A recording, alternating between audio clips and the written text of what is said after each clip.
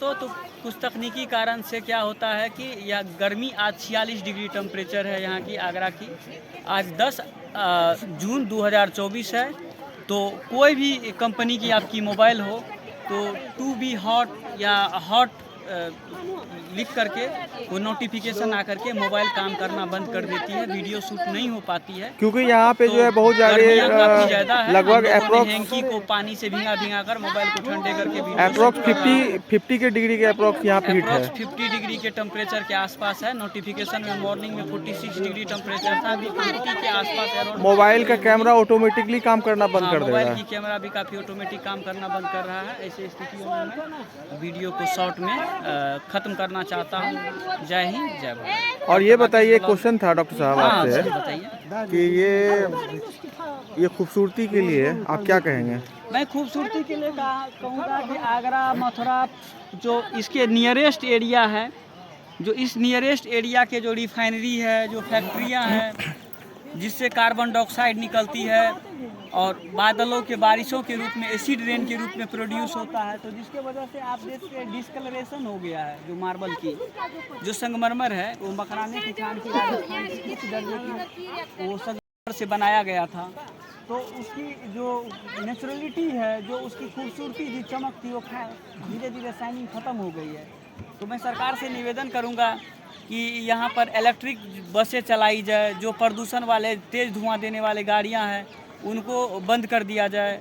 और क्योंकि यह विश्व विरासत के रूप में है, तो इसको संरक्षित करने के लिए जो प्रयास किया जाए, यथासंभव प्रयास किया जाए और एसिड रेन से भी बचाया जाए, ताकि कोई इस पर पेंट की कोटिंग कर दिया जाए, ताकि इस पर एसिड रेन की डायरेक्ट प्रवाह नहीं हो, ताकि मार्बल का डिग्रेडेशन नहीं हो, डिस्कलरेशन नहीं हो, ताकि इनकी खूबसूरती बरकरार रहे। डॉक्टर साहब, और दूसरा सवाल यह है कि लोग महल पे जाते हैं, उस पर कोई अपना नाम लिख देते हैं, कपल अपना नाम लिख देते हैं, उससे जो कि ताजमहल में जो है उसमें खराश आ रही है, घिसावटपन आ रही है।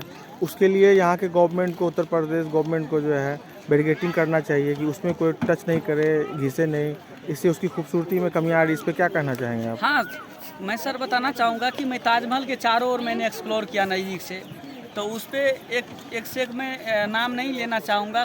कई हज़ारों लड़कियों के नाम लिखे थे, फलना लव फलना दिस दैट, तो उसके बारे में लिखा हुआ था दिस दैट, बहुत चीज़ गंदी गंदी बातें भी लिखी हुई थी। तो सरकार को इस पर संज्ञान लेनी चाहिए और ऐसे गलत करने वाले ऊपर कार्रवाई करनी चाहिए और इसकी मॉनिटरिंग CSF जवान के द्वारा होनी चाहिए और प्रॉपर बैरिकेटिंग होनी चाहिए। प्रॉपर बैरिकेटिंग भी होनी चाहिए, क्योंकि इनकी खूबसूरती को पर वो दाग लग रही है। वो अच्छी बातें भी नहीं लिखी हुई है, अगर गौर से देखी जाए तो गंदी गंदी बातें भी लिखी हुई है, जो यह विश्व विरासत के रूप में शोभा नहीं देता है। और तो तीसरा क्वेश्चन डॉक्टर साहब आपसे है, यह है कि पीछे यमुना नदी पास कर रही है, जो कि ताजमहल के बहुत ही करीब आ रही है। तो सरकार को आप इसके लिए क्या सुझाव देंगे? तो मैं चाहूँगा उत्तर कि प्रदेश सरकार को, उत्तर प्रदेश सरकार से मैं कहूँगा कि आप बहुत लकी है, बहुत भाग्यशाली है कि आपके राज्य में विश्व विरासत की चीज़ें हैं, जो दूसरे स्थान पर पूरे विश्व में यूनेस्को की लिस्ट में आती है। मैं खुद बिहार के मुख्य रूप से रहने वाले आपके राज्य में एक्सप्लोर करने आया हूँ, तो आप लकी मानिए कि हम आपके राज्यों ने मुझे खींच लाया। तो इसके लिए आप इसकी प्रॉपर जो व्यवस्था होती चाहिए, जैसे कि आपकी कटान हो रही है, पानी हो रही है, तो प्रॉपर उसकी एक ड्रेनेज सिस्टम को एक वे दिया जाए, ताकि उनकी पीछे में जो बांध टाइप की बनाया जाए, पत्थर से उसकी बांध बनाया जाए और कटीले तार से उसको पत्थरों को घेरी जाए, ताकि कटान नहीं आए। कहीं ऐसी स्थितियाँ रही तो धीरे धीरे कटान इतने नज़दीक आ जाएंगे कि ताजमहल के जो पिछले वाले हिस्से हैं वो हाँ मस्जिद की तरफ से वो धाराशाही हो जाएंगे, म्यूजियम की तरफ से, गेस्ट हाउस की तरफ से धाराशाही हो जाएंगे, या हो भी सकते हैं। प्रकृति आपदा को किसी ने कंट्रोल आज तक नहीं किया है और नहीं करने की किसी के पास ऐसी क्षमताएं हैं, क्योंकि वो ईश्वरों की दिया हुआ आपदाएं हैं, मानव आपदा तो है नहीं, मॉक ड्रिल तो है नहीं कि कंट्रोल किया जा सकता है। डॉक्टर तो सरकार को इस पर अभी से संज्ञान लेनी चाहिए। डॉक्टर साहब, और ये एक चीज़ बताइए, आपने तो देखा यहाँ ताजमहल बहुत खूबसूरत बनी है। जी सर। शाहजहां ने अपने बेगम को मोहब्बत में बनाया था, तो क्या उन्हें मतलब कि ऐसा नशा चढ़ा कि जो कि इतनी बड़ी जो है हिस्टोरिकल प्लेस को उन्होंने बना डाला? उनके दिमाग में आखिर क्या आया होगा जो कि वो तो उसके लिए प्रेम था, चाहता तो अपने माँ बाप के लिए भी बना सकता था, अपने लिए भी बना सकता है, नहीं बनाया। और पूरी दुनिया को दिखाया, एक प्रेम दिखाया। पत्नी के लिए जो प्रेम होता है, आखिर उसकी पत्नी थी तो वो किसी बच्चे की माँ भी थी, तो वो एक आने वाले जनरेशन को, पिता को एक प्रेम का संदेश देती है। वो पूरी दुनिया को एक संदेश देती है कि एक पति इतना बड़ा चीज़ कर सकता है, तो क्या हर औरत कहेंगे, एग्जाम्पल देंगे शाहजहाँ की, कि शाहजहाँ ने इतना बड़ा अपने बेगम के लिए ताजमहल खड़ा कर सकते, क्या मुझे एक छोटी सी चीज़ नहीं दिला सकते?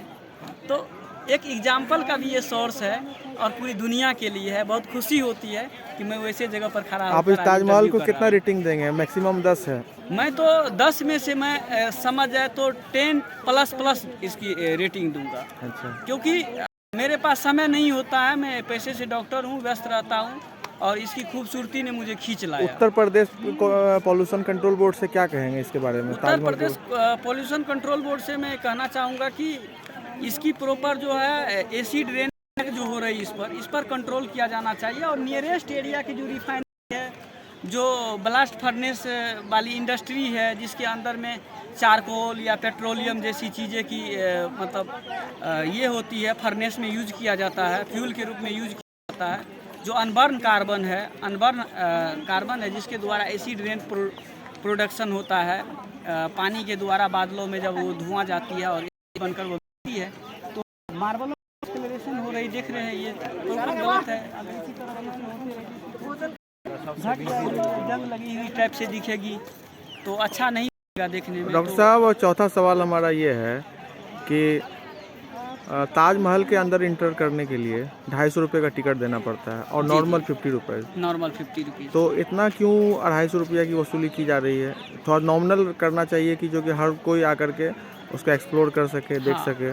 हाँ, मैं चाहूँगा कि देश में अभी क्या है कि आर्थिक समस्याएं बहुत है, महंगाई ही भी बहुत है, और लोगों के पास पर्याप्त पैसे नहीं है, और लोग चाहे तो सबके पास उतने सामर्थ्य नहीं है कि घूम पाए।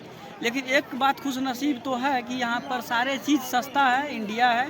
तो मैं चाहूँगा देश विदेश के पर्यटक से, जो हमारे भाषा को समझ सकते हैं, जो हिंदी भाषी है, वो आए ज़रूर घूमें, क्योंकि ये महंगी जगह नहीं है। यहाँ एवरेज आपको 500 रुपये से कमरे होटल 1600 रुपया में without grade 5 star, 2 star, 3 star, 1 star normal hotel आपको सिंगल बेडेड, आपको सिंगल रूम के कमरे आपको मिल जाएंगे।